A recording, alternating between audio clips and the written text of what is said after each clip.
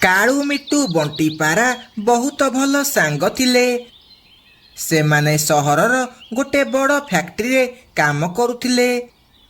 ସେମାନେ ସକାଳୁ କାମ କରିବାକୁ ଯାଉଥିଲେ, ଆଉ ସନ୍ଧ୍ୟା ହେଲେ ଘରକୁ ଫେରୁଥିଲେ। ଗୋଟିଏ ଦିନ ସେମାନେ କାମ ସାରି ଆସିଲା ବେଳକୁ ବହୁତ ଡେରି ହେଇଗଲା। ଏ କାଳୁ ଯୋଗୁଁ ଆଜି ଆମକୁ ବସ୍ ମିଳିବନି, ଆମକୁ ଚାଲିକି ଘରକୁ ଯିବାକୁ ପଡ଼ିବ। ହଇରେ କାଳୁ, ତୋର ଆଉ କୋଉ ଦିନ ଡ୍ରେସ୍ କିଣିଥିଲେ ହେଇନଥାନ୍ତା, ଆଜି ତୋ ଯୋଗୁଁ ବହୁତ ଡେରି ହେଇଗଲା। ଆରେ ବସ୍ ମିଳିବ ହେଲା, ଆମ ଗାଁକୁ ତ କେତେ ବସ୍ ଯାଉଛି, ତମେ ଦୁଇ ଜଣ ଆଉ ଗହଳି କରନି। ଏହା କହି ସେମାନେ ଜଲ୍ଦି ଜଲ୍ଦି ବସ୍ ଷ୍ଟାଣ୍ଡ ଆଡ଼େ ଯିବାକୁ ଲାଗିଲେ। ରାତି ଅଧିକ ହେବାରୁ ବସ୍ ଷ୍ଟାଣ୍ଡ ପୁରା ସୁନସାନ ଥିଲା। ସେଠି ଗୋଟେ ବି ପକ୍ଷୀ ନଥିଲେ। ସେମାନେ ଯାଇ ସେଠାରେ ଠିଆ ହେଲେ। ଦେଖିଲୁଟି, କେହି ବି ପକ୍ଷୀ ନାହାନ୍ତି, ଲାଗୁଛି ବସ୍ ସବୁ ପଳେଇଲାଣି। ଓହୋ, କିଛି ସମୟ ତ ଅପେକ୍ଷା କରେ, ବସ୍ ଆସିଯିବ ହେଲା। ସେମାନେ ଏମିତି କଥା ହେଉଥିଲେ, ସେତିକି ବେଳେ ଦୂରରୁ ଗୋଟେ ବସ୍ ଆସୁଥିବାର ଦେଖାଗଲା। ସେ ବସ୍ ବହୁତ ପୁରୁଣା ଦେଖାଯାଉଥିଲା, ଆଉ ସେ ବସ୍ର ନମ୍ବର ପ୍ଲେଟ୍ ନଥିଲା। ଆରେ ହେଇଟି ଦେଖ, ଗୋଟେ ବସ୍ ଆସିଲାଣି। ସେତିକଳୁ ଖାଲି ଗହଳି କରୁଥିଲ ବସ୍ ଆସିବନି ବୋଲି, ଏଇଟା କ'ଣ? ଏ ବସ୍ ଏତେ ପୁରୁଣା କ'ଣ ଦେଖାଯାଉଛି? କାଇଁ, ତୁ ଏ ବସ୍ରେ କ'ଣ ତୋ ବରଯାତ୍ରୀ ନେଇକି ଯାଇଥାନ୍ତୁ କି? ସେ ବସ୍ ଆସି ସେଠାରେ ରହିଲା। ହଉ ଚାଲ ଜଲ୍ଦି ଜଲ୍ଦି ବସ୍ରେ ଚଢ଼ିଯାଅ, ତାପରେ ଯାଇ କଥା ହେବ। ତାପରେ ସେମାନେ ବସ୍ ଭିତରକୁ ଚାଲିଗଲେ। ସେମାନେ ଦେଖିଲେ ବସ୍ ଭିତରେ ବହୁତ ସାରା ଯାତ୍ରୀ ବସିଛନ୍ତି, କିନ୍ତୁ କେହି କିଛି ବି କଥାବାର୍ତ୍ତା ହେଉନାହାନ୍ତି। ବସ୍ ଭିତରେ ଲାଇଟ୍ ନଥିବାରୁ କାହାର ବି ମୁହଁ ଠିକ୍ ଭାବରେ ଦେଖାଯାଉନଥିଲା।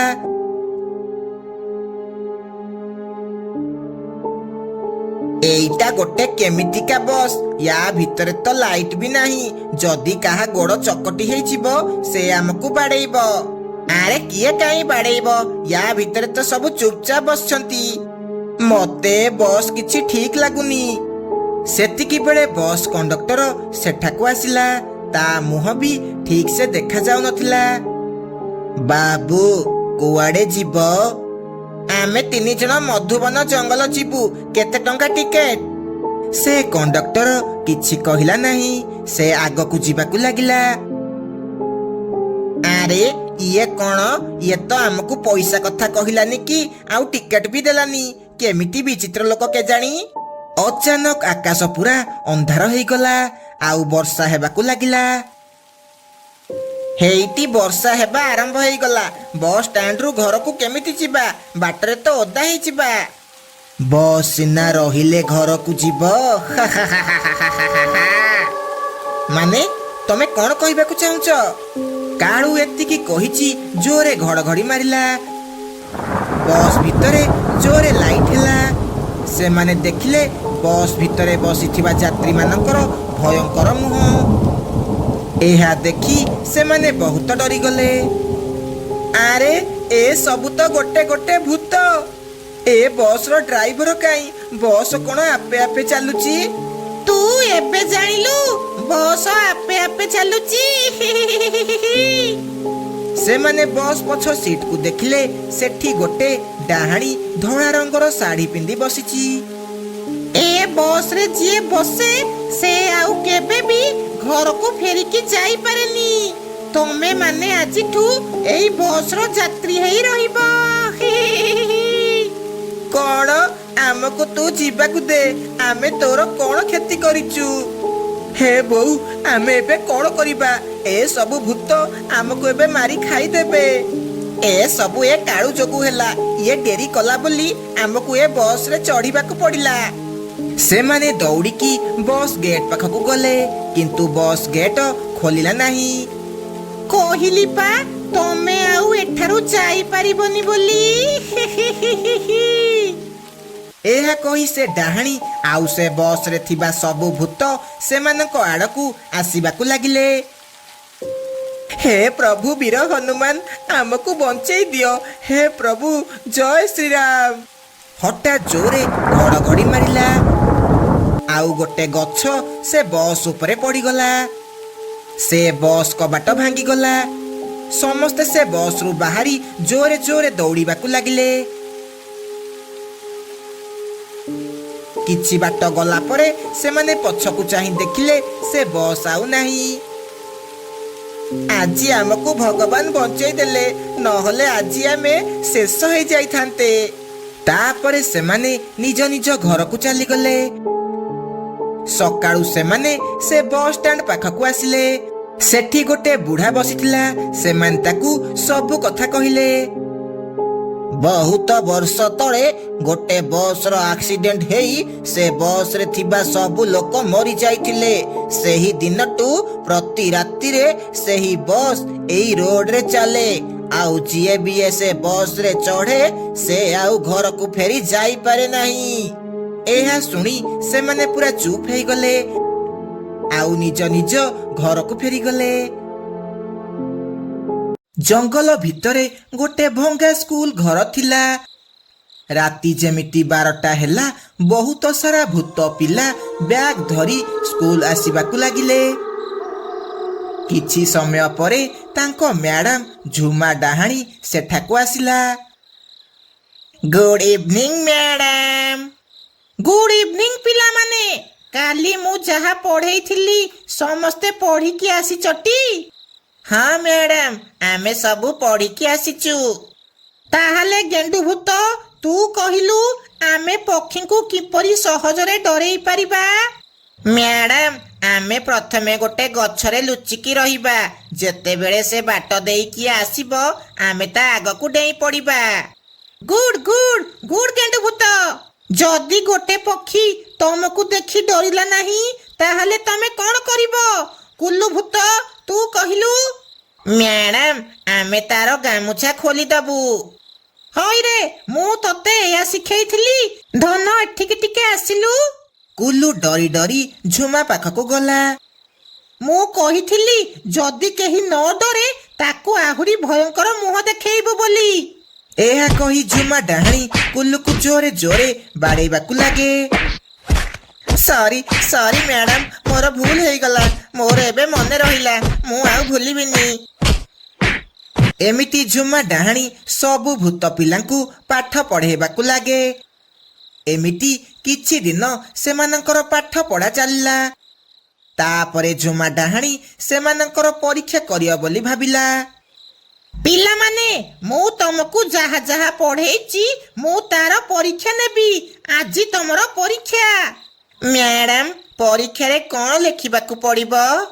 ଆରେ ମୂର୍ଖ, ଲେଖିକି କ'ଣ ତୁ ଗଭର୍ଣ୍ଣମେଣ୍ଟ ଚାକିରି କରିବୁ କି?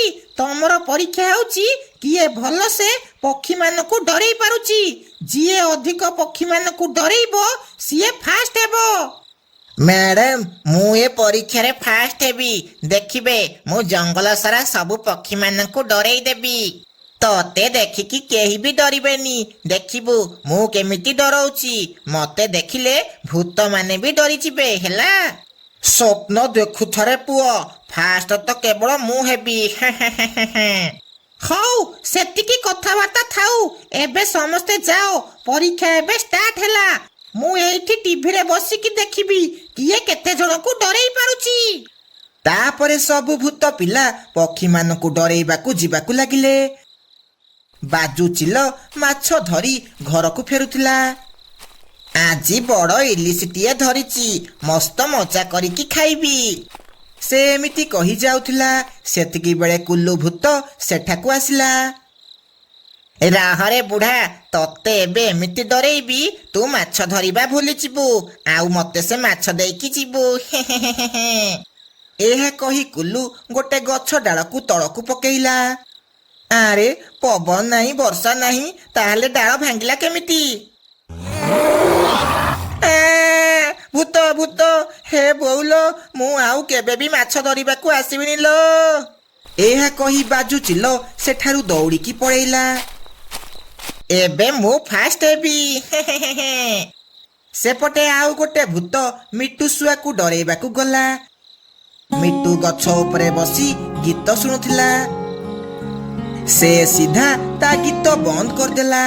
ଆଉ ନିଜେ ଗୀତ ଗାଇବାକୁ ଲାଗିଲା। ଆରେ ଲିମ୍ବୁଡ଼ା ଲିମ୍ବୁଡ଼ା ଲିମ୍ବୁଡ଼ା, କଞ୍ଚା କଞ୍ଚା ଛୋଟ ଛୋଟ ଲିମ୍ବୁଡ଼ା ଖାଇଦିଅ ରେ। କିଏ କିଏ ଗୀତ ବୋଲୁଛି? ମୁଁ ଗୀତ ବୋଲୁଛି, କେମିତି ଲାଗିଲା?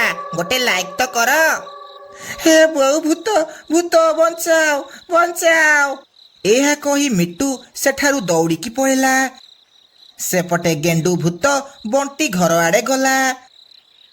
ବଣ୍ଟି ବସିକି ତା ଘରେ ଚା ପିଉଥିଲା। ହଠାତ୍ ତା ଚା କପ୍ ଉଡ଼ିବାକୁ ଲାଗିଲା, ଆଉ ସବୁଯାକ ଚା ତା ଉପରେ ଢାଳି ହେଇଗଲା। ହେ ବୋଉ, ମରିଗଲି ଲୋ, ମରିଗଲି।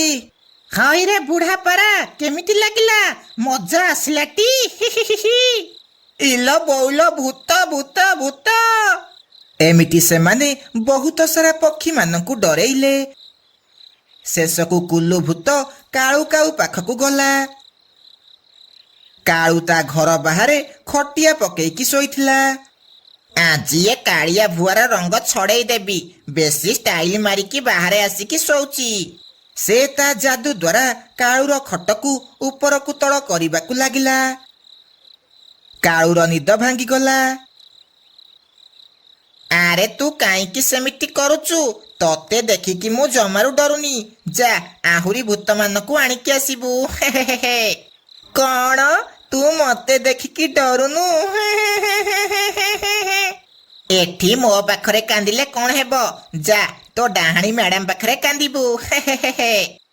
ଏହା ଶୁଣି କୁଲୁ ଉଡ଼ି ଉଡ଼ି ସେଠାରୁ ଯିବାକୁ ଲାଗିଲା। ସବୁ ଭୂତ ସେଠାରେ ଯାଇ ପହଞ୍ଚିଲେ। ମ୍ୟାଡାମ ମ୍ୟାଡାମ, ଆମେ ସମସ୍ତଙ୍କୁ ଡରେଇଲୁ, କିନ୍ତୁ ସେ କାଳୁ କାଉ ଜମାରୁ ଡରିଲାନି। ସେ ମୋର ବେଜତି କରିଦେଲା। କଣ? ସେ କାଳୁ ଡରିଲାନି? ଦେଖିବା ସେ କେମିତି ଡରିବନି। ରୁହ, ମୁଁ ଯାଉଛି ତାକୁ ଡରେଇକି ଆସିବି। ଏହା କହି ଝୁମା ଡାହାଣୀ କାଳୁକୁ ଡରେଇବାକୁ ଗଲା।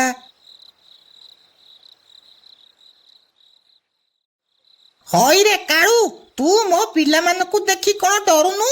ତୋର ଏତେ ସାହସ? ମୁଁ କାହିଁକି ଡରିବି? ମୁଁ ତତେ ଦେଖିକି ବି ଡରୁନି। କଣ କହିଲୁ? ତତେ ଏବେ ଏଇଠି ଉପରକୁ ପଠେଇ ଦେବି ରେ ପୁଅ। ସାଙ୍ଗମାନେ, ଟିକେ ଜଲ୍ଦି ଜଲ୍ଦି ବାହାରକୁ ଆସିଲ। ଇଏ କଣ କହୁଛି ମତେ ଉପରକୁ ପଠେଇବ? କାଳୁ ଏତିକି କହିଛି ସବୁ ପକ୍ଷୀ ନିଆଁ ହୁଳା ଧରି ସେଠାକୁ ଆସିବାକୁ ଲାଗିଲେ। ସେ ନିଆଁ ହୁଳା ଧରିକି କୁଆଡେ ଆସୁଛୁ? ହେ ବଉଲ, ଯାଉଛି ଏଠୁ ପଳେଇବି। ଏହା କହି ଡାହାଣୀ ଜୋରେ ଜୋରେ ଦୌଡ଼ିବାକୁ ଲାଗେ। ସବୁ ପକ୍ଷୀ ତା ପଛରେ ନିଆଁ ହୁଳା ଧରି ଗୋଡ଼େଇବାକୁ ଲାଗିଲେ। କାଳୁ, ଇଏ ତୁ କିଛି ଠିକ କଲୁନି। ମୁଁ ପୁଣି ଥରେ